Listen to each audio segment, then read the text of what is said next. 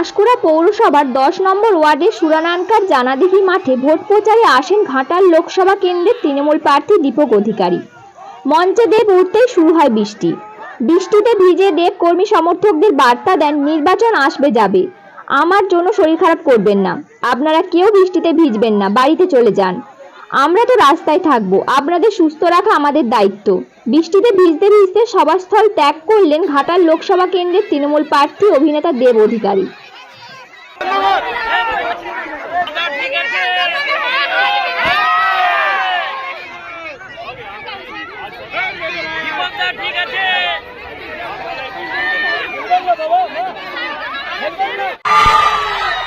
আমি চট করে কথা বলিনি, কারণ আজকে আমাদের প্রোগ্রামগুলো ক্যান্সেল হয়ে যাওয়ার কথা ছিল, কারণ এইভাবে বৃষ্টি আজকে হচ্ছে।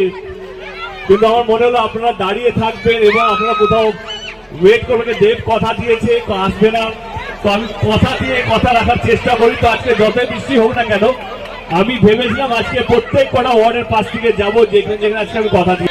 বলছি, নেতাদের প্রথম কাজ হচ্ছে মানুষকে বাঁচিয়ে রাখা। এই বৃষ্টির মধ্যে আমি চাই না কেউ অসুস্থ হোক।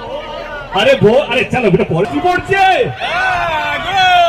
আমাদের চলতে থাকবে। তোমরা শরীর খারাপ করো না, তোমার বাড়ি যাও, বাড়ি যাও, বাড়ি যাও, বাড়ি যাও। Thank you so much, thank you. মিডিয়াকে বলছি তোমার হয়ে গেছে, চ্যানেল কোনো প্রমোশন দেবে না কিন্তু। হ্যাঁ, এত ভিডিও, চলো চলো চলো, হয়ে গেছে।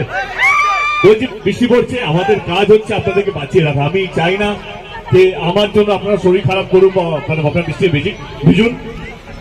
25 তারিখে নির্বাচন, আপনাদের আশীর্বাদ চাইতে এসেছি এবং বুঝতেই পারছি এত বৃষ্টি উপলক্ষে মাথায় না নিয়ে আপনারা এতক্ষণ ধরে দাঁড়িয়ে আছেন, তার জন্য হাত জোর করে মাথা নিচু করে ধন্যবাদ।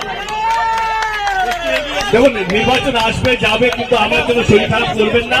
খুব শীঘ্রই দেখা হবে, ভালো থাকবেন। বৃষ্টি জোর পড়ছে, ভালো থাকবেন, দেখা হবে খুব শীঘ্রই। Thank you so much.